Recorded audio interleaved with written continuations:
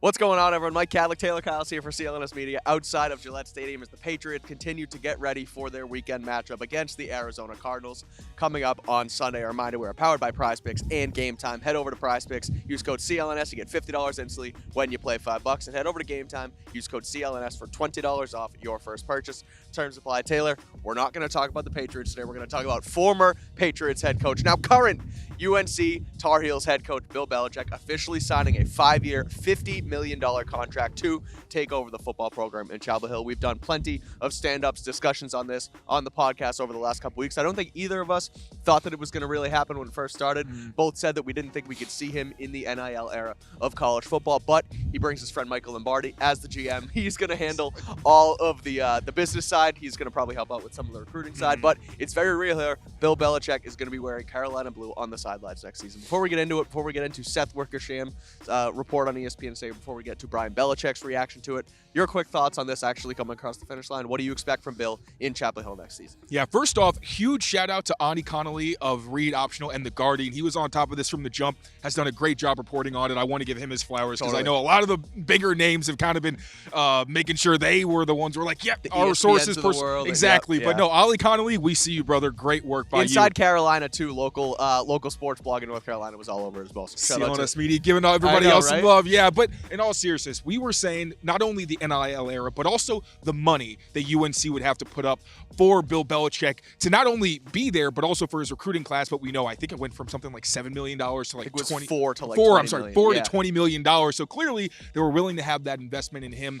But we also heard that Bill Belichick didn't really have a ton of options to return to the NFL. But we'll get to that in the Wickersham article. In terms of him at UNC, like we've been saying, it's just going to be really interesting. His coaching philosophy in terms of how he deals with the players may have to change, not a full 180, but you think about a guy like Nick Saban.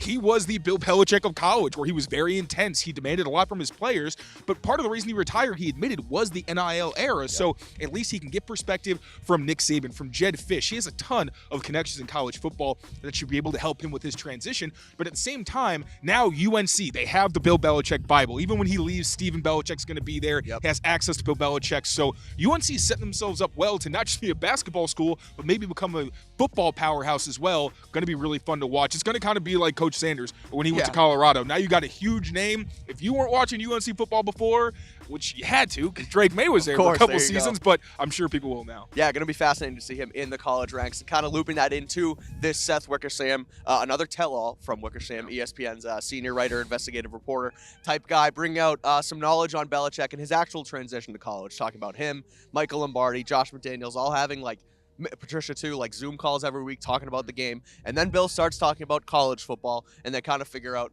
that he may be able to make that transition. Mention that they kind of had some feelers out there that the NFL might not happen, and basically that this transition is an FU to the league, saying I can still coach, I want to still coach. It doesn't matter about the wins record, it doesn't matter about the NFL, it doesn't matter about the Shield. I am a college football coach at heart. Thoughts on the Wickersham story and anything else that's come out over the last couple of days about his transition to college? Yeah, well, the whole FU to the NFL thing feels more like a you can't fire me, I quit kind of scenario because Ali Connolly went into some great detail in his story, kind of detailing how all of this went down. And he mentioned that Bill Belichick burned a lot of bridges on his way out of the NFL. That played a factor. Also, just like last offseason, the age was pretty significant. And there were already teams that were saying they wouldn't have even considered interviewing Bill Belichick. So with so few options, you had UNC, his father used to coach there.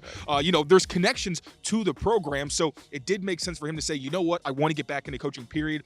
Let me get into that. But yeah, I don't know how much I buy the whole, like, oh, I'm just disgusted with how the NFL looks these days. Well, yeah, if I were, a guy with Bill Belichick's ego, which he earned. I'm not saying that Bill Belichick should be Mr. Modesty. The guy's got several Super Bowl rings, but at the same time, I think this was the league saying, I'm sorry, you are not welcome back, but at least now he has another opportunity. He can hopefully make the most of it. Yeah, for sure. Going to be fun to watch, to listen to, all of that. Brian Belichick, current assistant on the Patriots defensive staff, spoke about his father's new job today in Foxboro.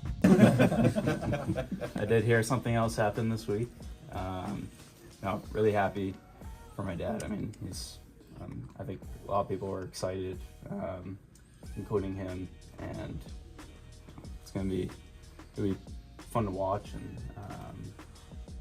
he loves coaching football. It's what he's should be doing, and it's gonna be great. It's really exciting. Really happy for him. And, I think we're all excited to watch it.